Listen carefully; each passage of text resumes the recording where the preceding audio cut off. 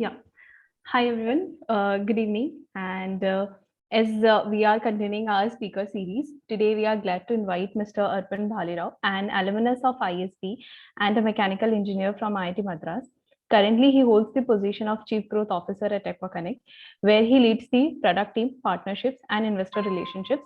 He has over 10 plus years of diverse experience in the consumer internet, real estate, and manufacturing sector. He is an influential business development professional skilled in business planning, operations management, sales, and general management. Before joining AquaConnect, he has also worked with Urban Company and many other companies, including Lodha Group and Standard Electric. Today, we are honored to have him here to share his thoughts and experiences on the topic embracing digitization in aquaculture industry. Arpan, you can please carry forward from here. Yeah. Thanks, Kavita. Thanks for that introduction. Hi, everyone. I'm very glad to see such a good turnout. I have been myself in your position about 6 years back. Uh, there were sessions when the attendance used to be, I mean, 6 to 7 is typically time to go outdoor for physical activities. So, so I think I'm really happy to see this this turnout. Uh, we can dive right into this. I would like this session to be a bit interactive. While I understand it may not be really possible with 40 plus people on the call, but we'll try to manage that when I'm sure Kavita will have experience of doing that. Uh, so just to start with, I would like to understand anybody of you have got experience working in the aquaculture sector anytime back? If yes, I would just like to hear a couple of hands go up and speak about your experience.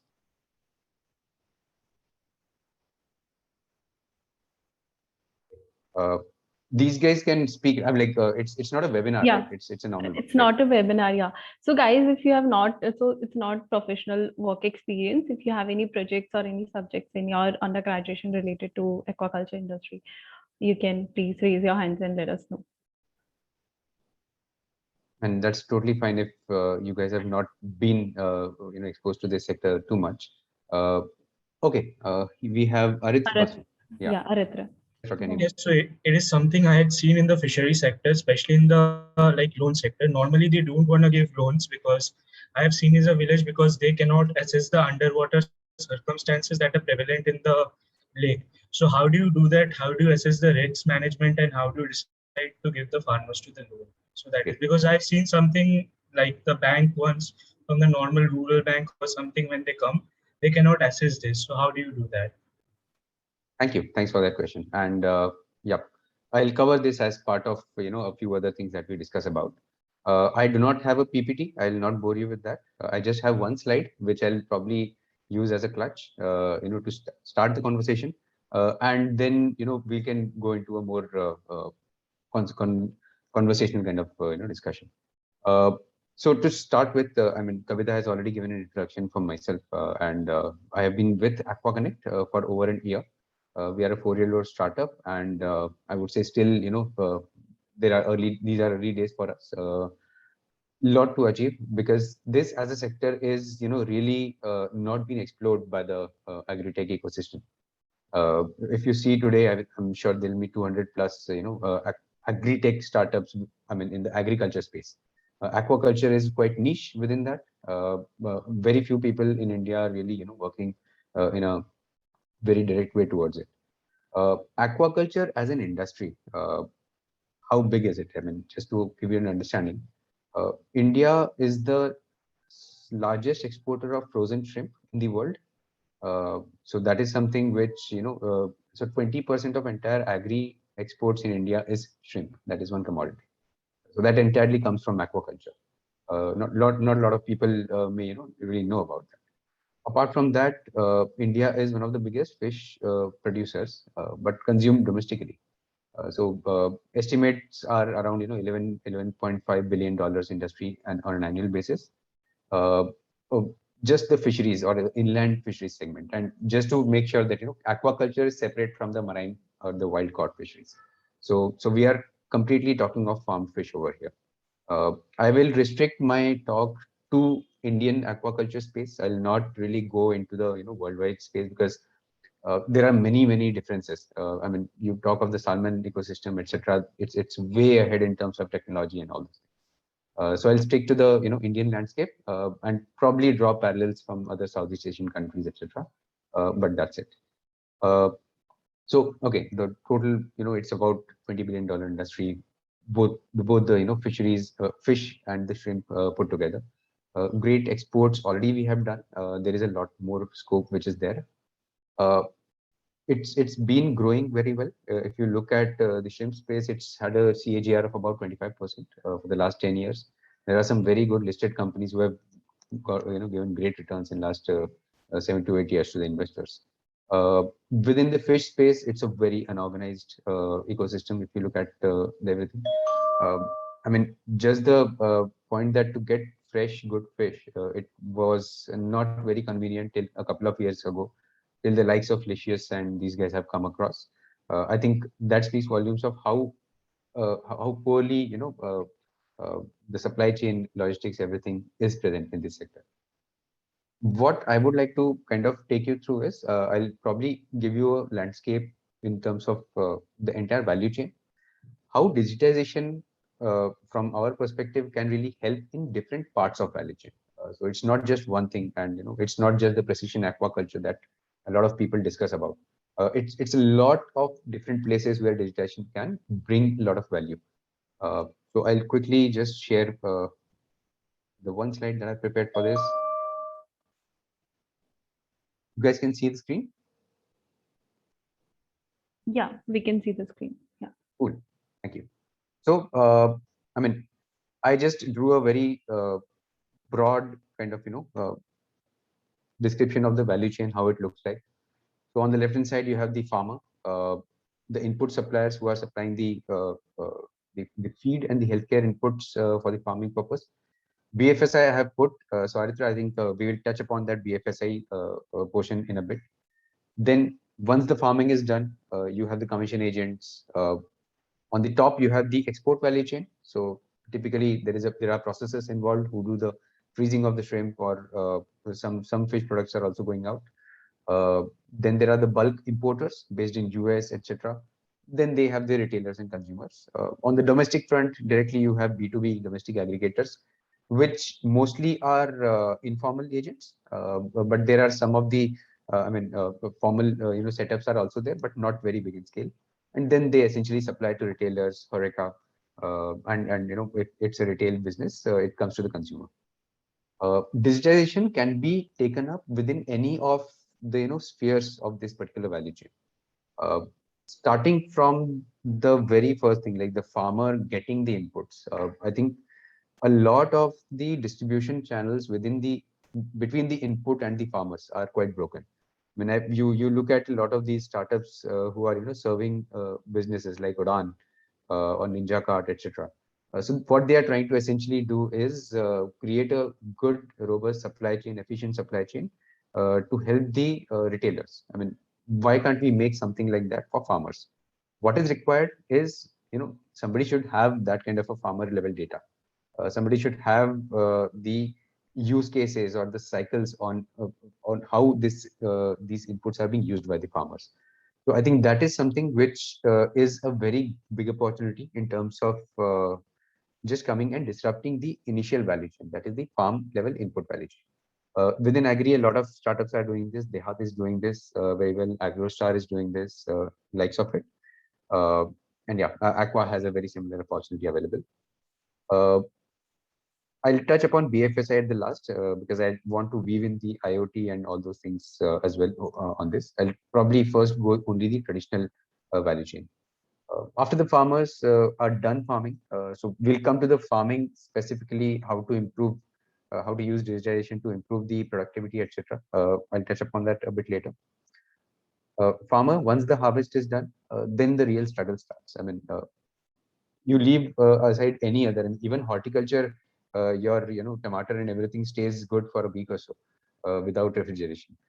Fish will get spoiled within couple of days at max, and it's highly perishable. The quality deteriorates very fast if not handled properly, and that's where the farmers are at a very big disadvantage when it comes to marketing of their produce. great opportunity to really come and disrupt that market.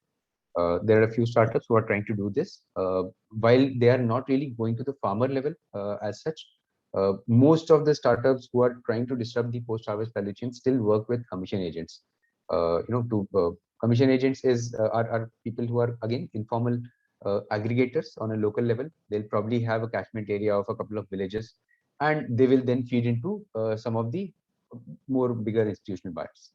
Uh, on the top, if you see, the processors, so within the shrimp value chain, there are these processors, about 400 of them in India. It's a very regulated kind of an industry. There are government bodies like MPDA, CAA, who are monitoring our exports, very closely.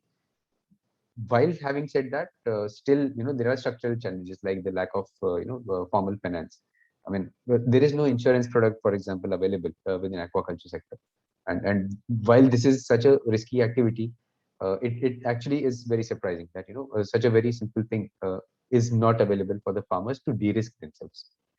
Uh, when you come in the lower part, that is the domestic Indian consumption, when we are talking about, it's even more unorganized.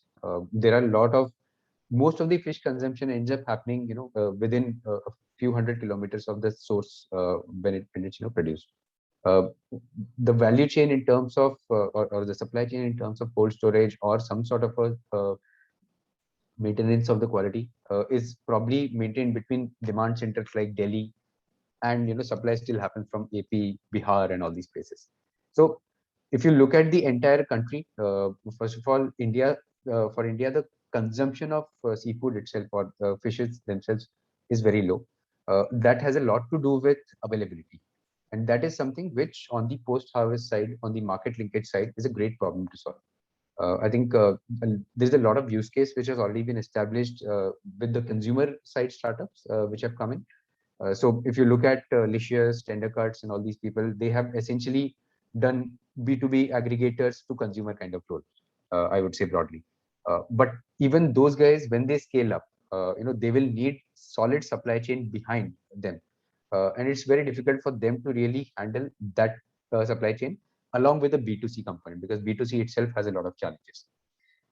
So yeah, I think this is a very broad, spectrum of where digitization can really help. There's a great post-harvest opportunity. There's a pre-harvest opportunity, and those two are more to do with supply chain, distribution channels, aggregation of demand, etc. I'll now come towards what is more commonly known as digitization when we speak about the farm level digitization, or the farm level data getting captured in some shape or form. If you, just look at the agri space, people are still able to do something around that. Why? Because the crops are above the ground. Aquaculture is an inherently opaque activity, as Haritra also rightly mentioned.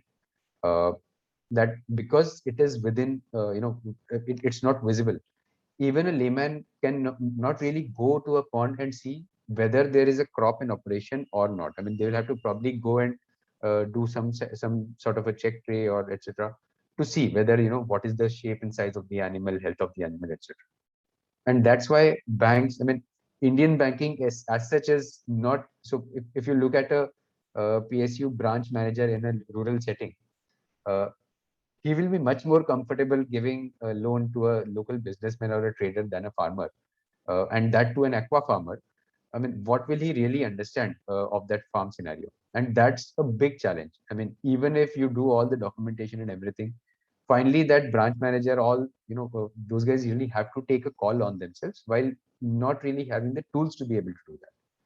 So I think there is a great opportunity to make a data set available for BFSI players to really uh, enable them to underwrite loans or underwrite insurance policies. And that is something which we are also trying to do. That is something which is a great problem to solve. There are a lot of tech solutions now at our disposal. Uh, Still a long way to go in terms of creating a very robust platform on that. So when you look at a farm, like a farm or an aquaculture farm, when we can talk of all sort of IoT devices, all these things. The problem in India is that it's a very fragmented farmer base. 90% of Indian farmers are small and medium holding farmers, and that's true even for fisheries. Uh, their ability to really shell out capex to be able to put any sort of a IoT device, any sort of a monitoring mechanism, or move to any sort of scientific management of ponds. Uh, it's a very far task for them. For them, the problems are much more simpler. Simpler in the sense, much more archaic, I would say. Not getting the inputs on time, or not getting the right advisory on time, not being able to connect with the market in the correct way. So I think for them, the challenges are not really okay. My water quality is getting imbalanced on a daily basis. For them, that is something they can still manage with some sort of a local help and their own experience. So I think that's why if you talk of digitization on the farm level, it's very difficult to imagine an Indian farmer as the end consumer of it. Especially within aquaculture, I think that is something which we have come to believe. I'm sure there'll be much more, developments. There'll be devices at a lower cost, uh, lower maintenance or calibration requirements, which will come and disrupt this market. As on date, we have not really come across any such development. So what we try to do within AquaConnect is we essentially are having an assisted model.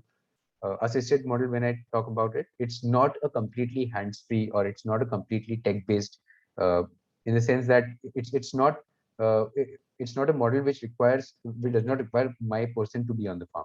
There is a specific pool of people who are available at on site.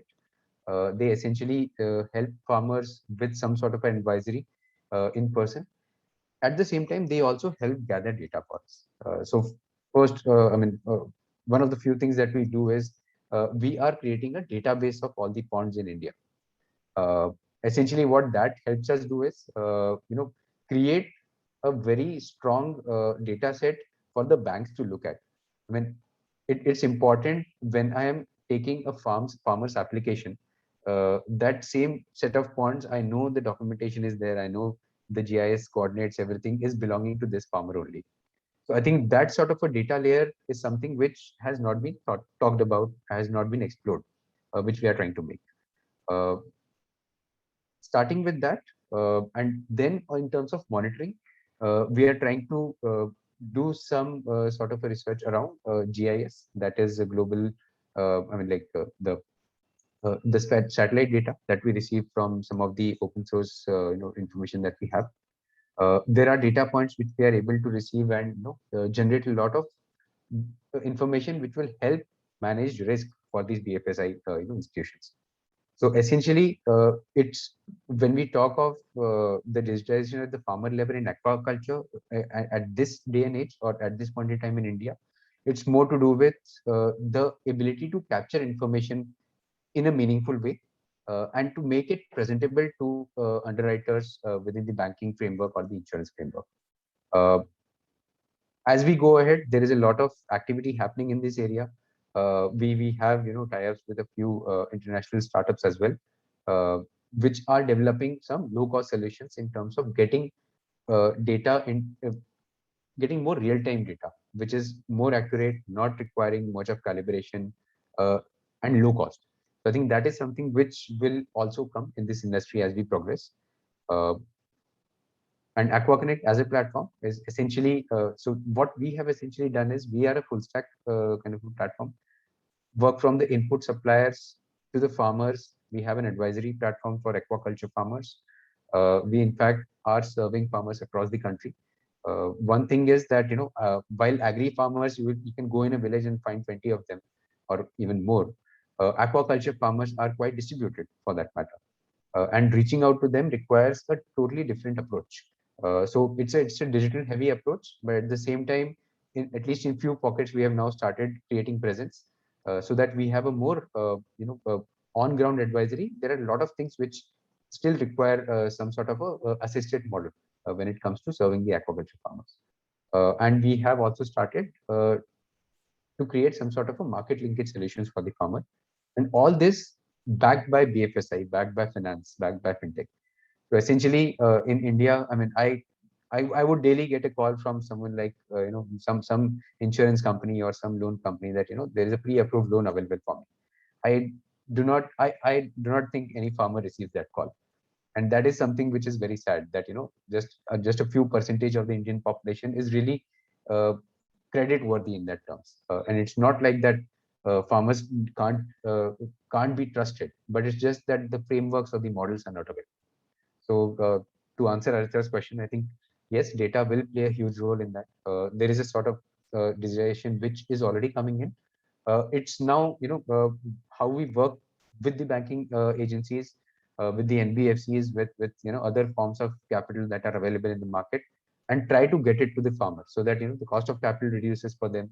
There is a de-risking on the financial level which happens for them, and that will essentially get more and more genuine, scientifically driven farmers also in this space. We have stories of a lot of qualified people coming into aquaculture, especially in parts of AP, Tamil Nadu, and all. I think that can be even more accelerated in the times to come. I do not really have anything specific to talk about at this point in time. I would like to hear more questions. Uh, I think there is a lot to explore within this industry. I myself come from a very diverse background. I did my mechanical engineering. I never thought of ending in an aquaculture startup. I mean, agri-tech was far away. Aquaculture was even far away. But I think I've got the opportunity to be one of the very early stage employees at Kia. And it's a very fascinating space. There's a lot of investor interest in this space, especially when it comes to sustainable protein production. I mean, aquaculture is the most efficient form of protein production in the world. If you look at marine cod, it's already for last 2 decades it's been almost flat, and aquaculture is something which is driving the production of fisheries and everything. So that is something which will continue to happen. India as an economy, as it grows, as the purchasing power increases, our frequency of consumption of protein will increase. I mean, I remember from my childhood days that once in a month or something like that, we used to have some sort of a meat. Now I have almost alternate days. So I think that kind of a journey also the Indian consumer will be making. So there is a huge opportunity in this particular sector. I think great times to come ahead. The floor is open for you guys. I hope I was succinct and clear in whatever I had to say to start with. I hope that we can have a much more interactive session. Yeah. I'll stop sharing now. Sure. Thanks, Arpan. Guys, you can please ask your questions. Raise your hand, unmute yourself. Yes, Yakshit, please go ahead. Yeah. Yes, sir. As you pointed out, there is opaqueness, financial inclusion, and lack of scientific working in the aquaculture right now. So one of the solutions that we see for this is the biofloc technology, which is coming up. Do you see that as a potential customer or a competitor right here? Yeah, very much. I think biofloc and RAS system, you might have heard of it. RAS is, I think, from a very cost standpoint, not very feasible in India right now. I mean, we understand that there are a few projects which even bigger conglomerates are doing in parts of India. Biofloc is a great technology to get your production centers closer to the demand center, and I think that is something which will pick up very much. The setup required is not very heavy in terms of the infra. I mean, it's just a tank and a few HDP pipe, the lining and everything. Biofloc definitely will be something which will take up very nicely. I think still some of the problems will remain. The inputs, the advisory part, I think those are things which will still remain. How to connect again the produce with the demand centers, that problem again will remain. So I think a lot of things, while the production system changes, some of the challenges will still be very present. So yeah, the technology is definitely something which is very promising. Sir, one more question, if you don't mind. What do you think is a major bottleneck in the logistical point of view from sourcing that from the farmer to the customer? So what is a major bottleneck that you identify? Okay. So I'll give my answer in two parts, and please don't call me sir. I'm not that old. and I think you guys, I was just discussing with Kavita that business schools have a culture of calling professors by name. So let's just maintain that, the same kind of, calling. When you talk of the supply chain difficulties post harvest, I think one of the things which we have realized is, and this is more to do with the farmer and the ability for him to negotiate and get the right price, the first thing. So there is a challenge over there.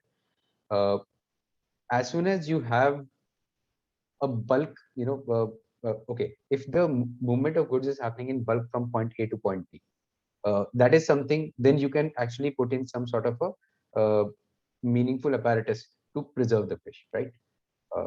Now, if a farmer is harvesting, if it's in piecemeal basis or whatever, because fish you can harvest in a partial harvesting manner also.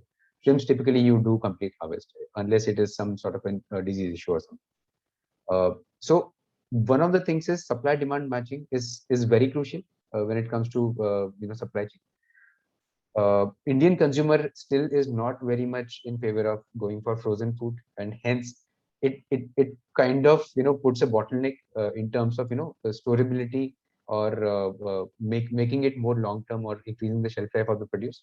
So in my opinion, I think it still is a lot to do with supply demand matching when it comes to post harvest issues. Definitely there are cold storage solutions which can help elongate or extend the life of the fish, but it can only help to a certain extent, not beyond a point. We are not talking of a shrimp value chain wherein you take the animal, you process it, you freeze it, and then it's good to go for another 12 months. I mean, the consumer in US is probably eating on this Christmas a shrimp which is harvested a year back. It is very much possible. So that liberty we do not have if it is not frozen. The shelf life is still very low. And that is something which will come as the post-harvest market gets more organized. I mean, that is the way we look at it. B2C has already started. I mean, like there are some green shoots while the Licious and everybody are still quite small in scale. But I think these are the people which will give confidence for people to put in money in this particular space. So yeah, I think that's my opinion. But I think it's a vast space. There are many different point of views available. Thanks, Akshay. Thanks, Arpan. Joshua. Thanks, Yakshit. Joshua, please go ahead. Yeah, hi Arpan. I had a doubt regarding the market linkage, but mostly since you're a player involved in a digitization, you have a benefit of connecting the buyers. So, are you in any plans to connect with the buyers from foreign countries, especially the European countries and all? If you're doing what are your plans if you're planning? See, when it comes to exporting, I think export still is predominantly shrimps from India. India is within the fish segment. I mean, we are majorly producing Indian major carps, rohu, katla, mrigal, and everything. That is something which is not really popular in the Western markets. They like to eat fillets, and these fishes don't give good fillets as such. So when we are talking of shrimp, it is already a decently well established kind of a value chain. There are processors, there are certification mechanisms. So there are EU certified processors who can export to these countries. What's happening lately is Indian shrimp and the because there is a lot of chaos from the farmer to the processor. I think that value chain still has a lot of middlemen and sort of opaqueness and things. The data is not really very consistent. Because of that, there are issues in terms of how can the processor really take care of the fact that there are no antibiotics used in the produce, things like that. One of our goals is to kind of bring that transparency in that value chain. I mean, what I read about 6 months back is that EU still checks about 50% of the containers that come from India. I mean, that's a really high number to look at. EU is more sensitive towards all these environmental and dietary considerations if you look at that. So I think the infrastructure exists, as in when I mean, like that is one of the goals that Aquaconnect has, to make it more transparent as to if you're talking of the chain of custody or some sort of a documentation around traceability. it needs to be meaningful. It needs to be real. I mean, today, if there is a form filled up, what is the authenticity of that form? So that's a question which, we guys, because we now look at a lot of traceability. Even a Swiggy order, we know when it was packed, when the rider started, when it's going to reach us, right? So I mean, I think that is a conditioning which has happened to our minds. So I mean, the way we see it, it should, I mean, any type of an inspection should have a date and time stamp and a GPS stamp. It's a very simple thing to digitize, right? As we do more of these interventions, as we build more trust, I think the Indian produce will be looked at from a very different lens. That can actually, do great wonders for us. Uh, Having said that, I think a large part of, it also has to do with the structural issues of the Indian shrimp farming. When you look at the productivity on a per hectare basis, it's still one of the lowest within the entire Southeast Asia. I think there are a lot of issues which we have to sort out. Exports is a booming story. It's continuing to go up even during the lockdowns. I think it was one of the sectors which did not get hurt very badly. So I think yeah, we are here to stay, and I think more transparency will bring more trust from the foreign buyers' perspective as well. Yeah, thank you. Thanks, Ashwin. Yeah, thanks, Joseph. Vinay, you can go ahead with your question. Yeah. Hi, Arpan. Hi, Like, as India is having a large coastal area, so marine culture is quite a bit established kind of thing. But as far as aquaculture is concerned, I think it's not so well established, and there is also no such awareness among farmers. So presently, which region of India you are targeting? Great. So I'll probably just try to clarify a couple of things. So when you say marine culture, there is so India is not into cage culture. So when you say marine culture, I think I get a thought process where Scandinavian countries are doing this big cages, salmon farming in open waters and all. We have not yet started doing that in India. I think there are efforts to do that in parts of Odisha, and a couple of projects that I'm aware of. But yeah, we are not. India, I think, is still some time away from doing that. You are right. From a marine caught perspective, wild caught fisheries, I think that's something which is very age old. I mean, that's one of the oldest industries, if you would like to say it that way. When you talk of aquaculture, I think I'd like to correct there. I think shrimp aquaculture, as I pointed out, we are one of the we are the largest exporter of shrimp in the world. So aquaculture within AP, within TN, within Odisha, within West Bengal, I think is very, very well developed. What's now started to happen is, so you have a point over here that in the other parts of the India, when you come towards the central part, the Rajasthan, Madhya Pradesh, and all these parts, traditionally they are not fish growing regions. I mean, even if you want to eat fish in Delhi, the chances are that it is coming from AP, right? What's happened is, I think there is a conscious effort from the government to. And I mean, everybody knows about the doubling of farmer income and all these things. How will the doubling of farmer income happen? Only if they are producing to a higher value produce. I mean, just by producing rice and wheat, they are never going to get that kind of earning. And in this regard, aquaculture or allied agricultural services is something which is of very, very heavy importance. So if you talk about a farmer moving to a cattle rearing, or moving to some sort of a I think beehive, or those kind of things are also now coming up.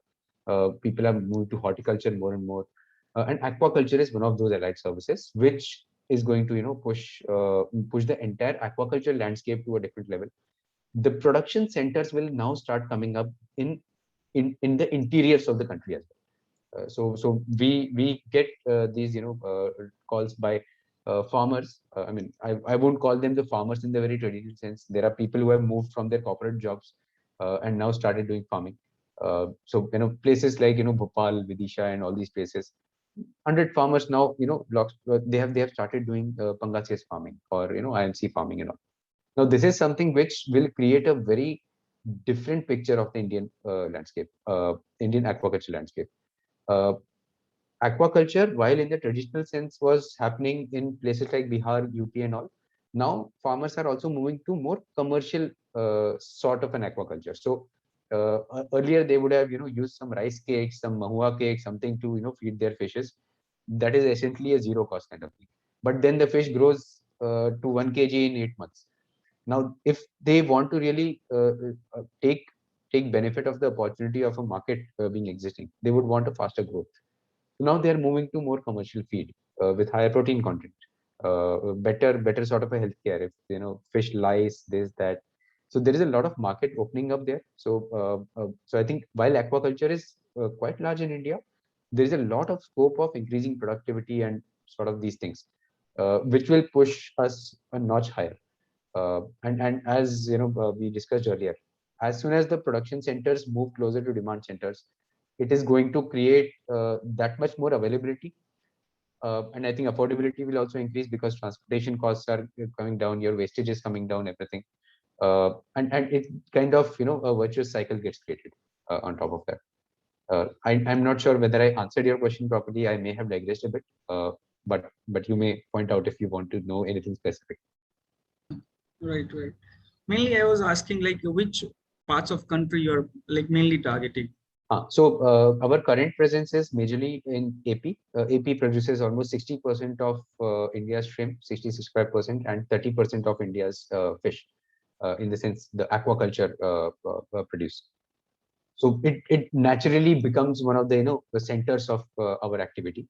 But there are great opportunities. There is a lot of government support coming in places like Odisha, UP, Bihar, Northeast, and I think West Bengal. So I think how we are growing is more on the eastern coast of India. There are a lot of opportunities available in Punjab, Haryana as well. There is a lot of non-arable land. Now people are now converting into shrimp farms because the salinity has increased so much. They can now do shrimp farming in Punjab and Haryana. So while our epicenter right now is AP, I think we are getting a lot of interest from other areas as well.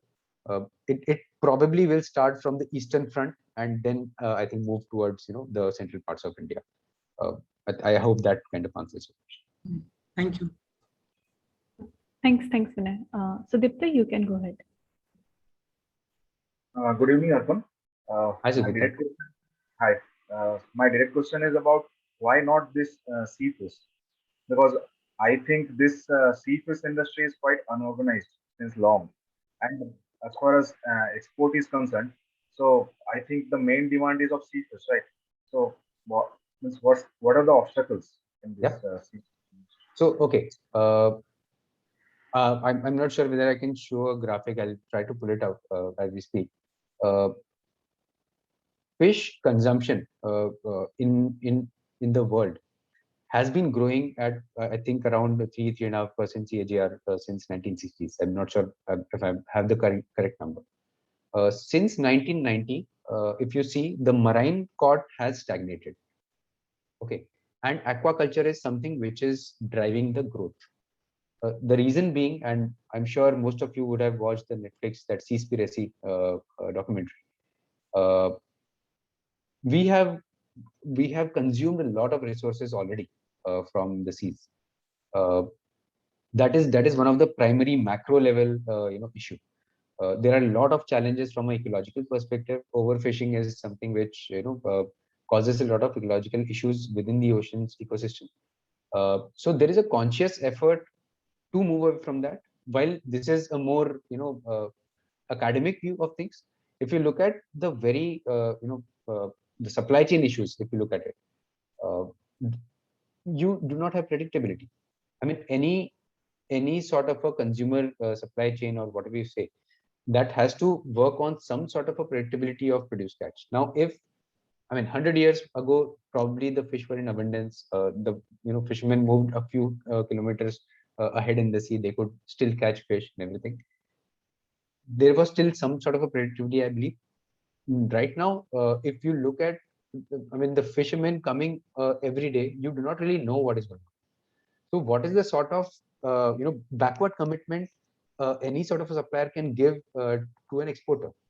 Now, export is something, again, a lot of these sea caught fishes are exported as chilled. So essentially, they are not frozen or processed or anything. So again, the shelf life is not great. So currently the shipping industry itself is reeling under so much of stress. You know that the cost of shipping from India to US has probably increased by thrice or 4 times. So I mean, there are a lot of issues when it comes to a value chain which is not predictable. So this is a more operational answer to your question, but there is a larger macro level ecological or environmental issue which affects this. So in fact, I have heard a lot of entrepreneurs of talking about that as availability of the domestically or farmed fish and shrimp, all these things increase, there will be a unconscious sort of because availability drives demand in certain way. If I want to eat fish, if sea cod pomfret is not available, I'll probably go for some sort of a some pearl spot or some other kind of a fish, because I still crave for meat. I'll go for some other alternate choice which is available from a farm ecosystem. Price point is very crucial. I mean, if when you are talking of something very unpredictable, the price points are always going to be either very high or fluctuating or something of that sort. Farm shrimp, it's sort of a production process there and everything. So I think again pricing is consistent. The user has a because India, if you see the 138 crores people, most of us are still looking at the price point of some sort of meat and then purchasing it. We still have our parents who go to a sabzi mandi and buy other rather than from a big basket. I mean, we have all kind of been very seasoned to look at apps and compare prices. My parents still talk ki, acha wahan pe to 10 rupees mil jata. So I think that kind of a thing is also there. So I think there are larger challenges around marine, and I think that is one of the reasons why it has stagnated also. So yeah, maybe a bit of wayward answer, but hope it conveys the message. Thank you. Thanks, Aditya. Yeah, thanks, Sudipta. Jayant, you can go next. Yeah. Hi, Arpan. Hi, Jayant. Yeah, pardon me if this steers our conversation slightly tangentially, but I was more interested in knowing about what kind of data are you collecting? What factors are those that are serving as data point? Are you looking at the nutrient level in the water? What is it? I'm very curious about it. And also, since you mentioned that you're using GIS systems, is it only to map out the location of these ponds, or do you also attach another data point to the GIS system and then sort of create the layered data? I'm glad you asked that, Jen, because this is something which we have looked at as a company very closely. We started as I would say, precision aquaculture company. I mean, if you look at a shrimp pond or a fish pond, shrimp pond specifically, there are about 17 parameters, which in a very scientific way, if you are farming, need to be collected either on a daily basis, some parameters on a very continuous basis also, and some of them are more biological tests like green colony, yellow colony, etc. To look at Vibrio levels or bacterial levels in the water, which needs to be done on a weekly level. Now, as I earlier said, that the ability for us to collect these data points using a device is very limited. If you look at any if you look at any data or IoT company in the aquaculture space, they will be probably doing 4 parameters at max. Okay, so what we realized was that if we are trying to collect all these parameters, then process it and then give some sort of an advisory or something, it becomes very cost ineffective. That is one. Secondly, the farmer, and as I said, the Indian farmers' issues are a lot more beyond that. I mean, for them, if they are looking at the water or there are some very visible symptoms, they will quickly come. They know the solution. They know the products which are to be used. They'll probably ask around for the cheapest product in that range, and they will use it.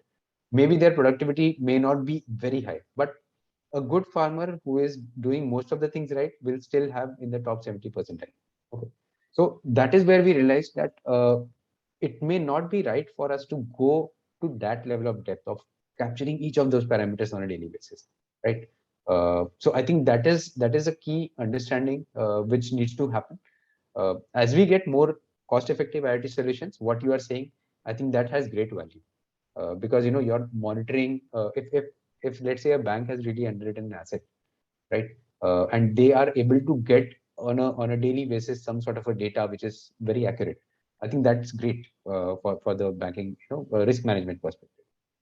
but there are issues around the cost structures, around the accuracy of those things, and hence an assisted model works better.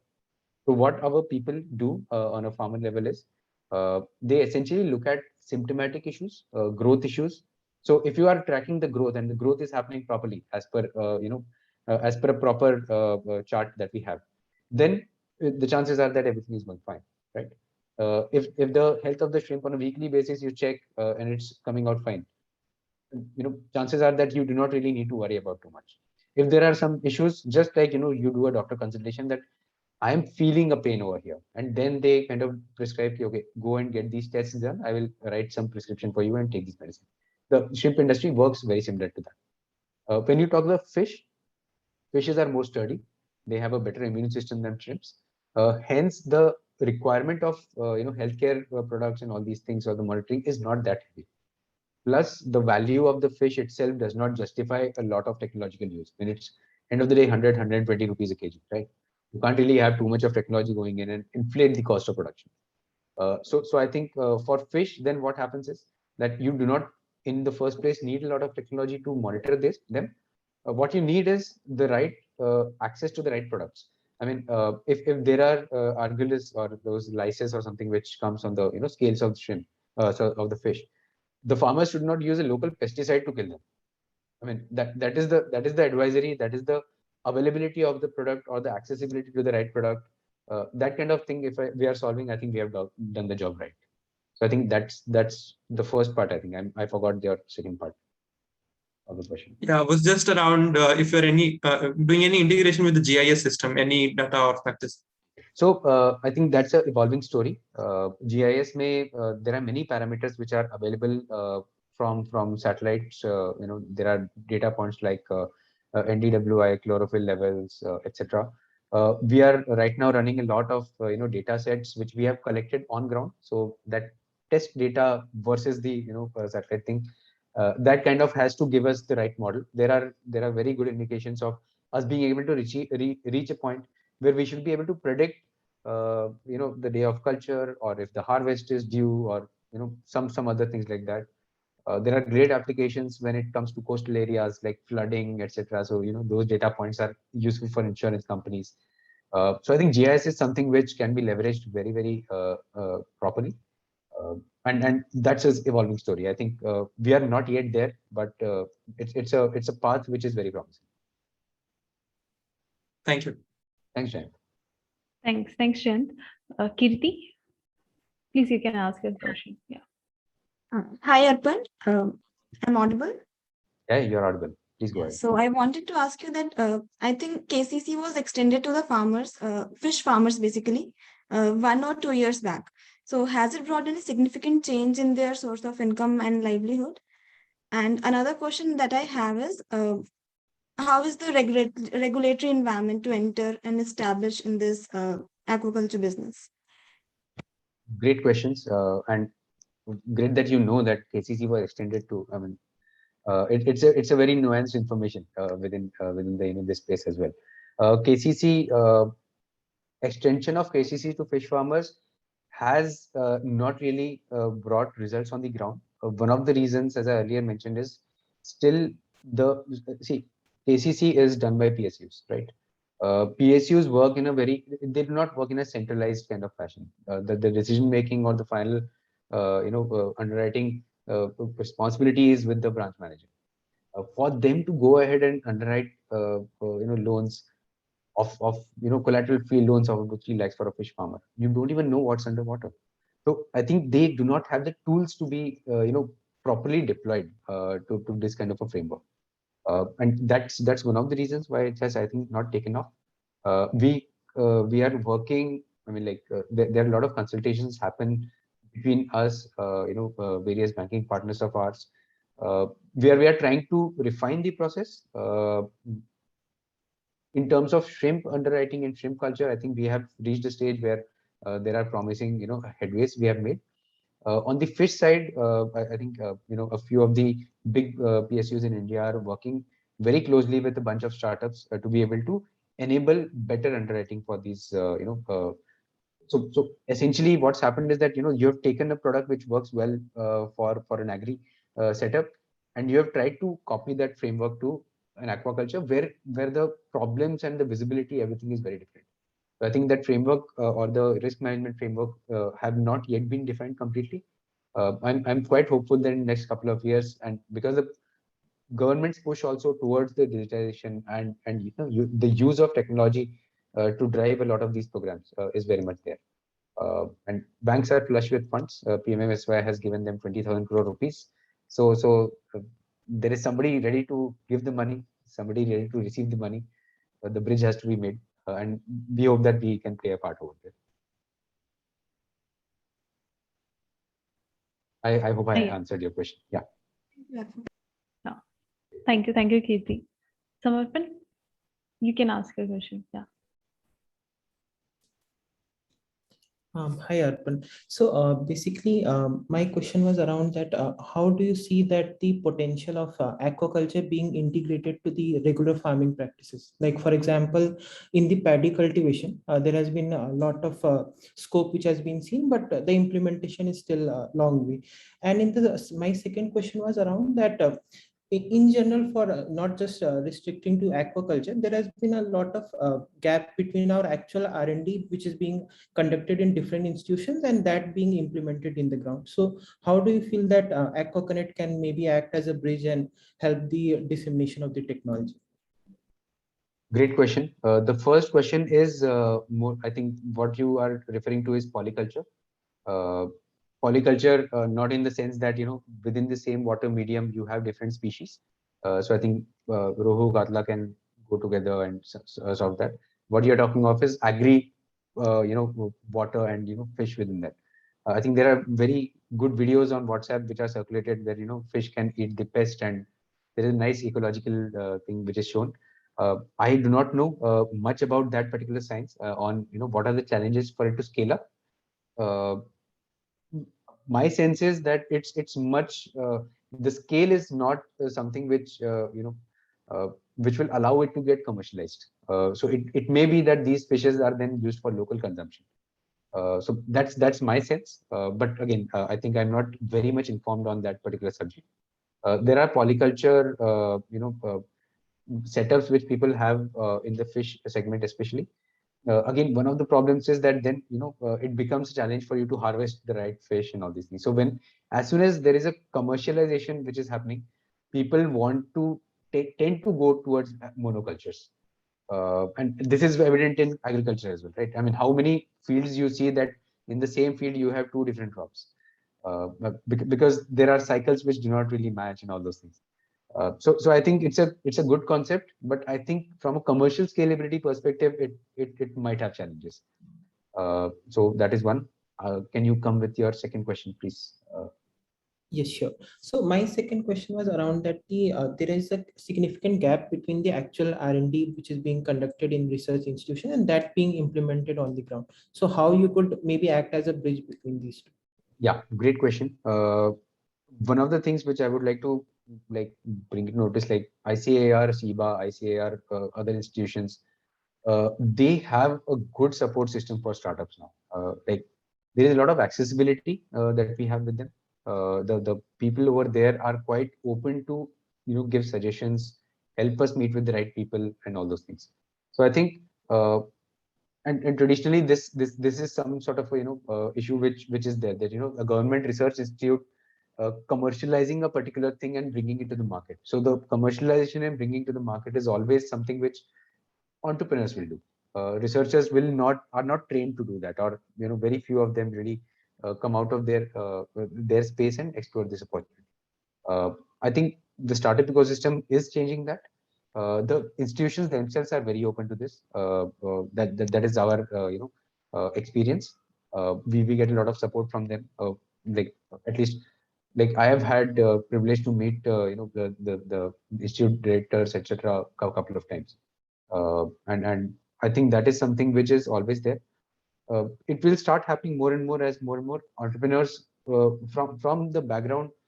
So let's say if somebody has seen aquaculture from grounds up, they understand the challenges, and they are then approaching SIBA and all with a proper education, proper business mindset, can then go on to commercialize these technologies. So I think it's more to do with how the business interacts with the research. I hope that also happens soon. There are a lot of examples we now have of some institute IIT professor now making a company or starting a venture with a fellow students or something. I hope that something like this happens here as well. Yeah, thank you, Arpan. Thanks a lot. Thank you so much, Samarpan. I think we are just 4 minutes to the session. Guys, anyone of you have any other questions? Feel free to raise your hands. I hope you also enjoyed Arpan. I think Yogesh has a question. Yeah, Yogesh, please go ahead. Yeah, hi Arpan. Hi, Yogesh. Just one question that do you have any idea means about how we find that pulse wave from sea or any technology which used for these ornamental fishes? Any idea about it? Yeah. Ornamental fishes is something which we as a company are not really focused heavily on. Ornamental, I mean, rearing of ornamental fishes is something, at least I understand, it's more of a hobby. A lot of people do it commercially as well, and there is a lot of exports happens from the ornamental fishes. But it's a very specialized, business. So what we are trying to solve, and at least what I know about, is more of the mass, mass agricultural or aquaculture problem, or the mass farmer level problems. I'm not very well informed on the ornamental scene of the fish rearing and everything. I'm sorry, I'll not be probably able to add the value over there. Yeah, it's okay. No problem. Thank you. Yeah, thank you. Yes, Kavita. Yeah, thanks, Yogesh. So I think if there are no further questions, then we can come to close the session. Any other remarks, Arpan? I hope you like the session and interaction from the students. And yeah, and it took me back to my college days. It sounds that I'm very old, not that I'm that old. I mean, it was 6 years back that I was in ISB. I think great that you guys are looking at agri-tech as one of the options, and you guys are specializing in that, so you are in fact much more initiated than a person like me within this framework. You guys have some sort of a technical training also around this, so I would suggest you guys read as much as possible of what's happening in the Indian agri-tech space, as much as what's happening in the outside as well.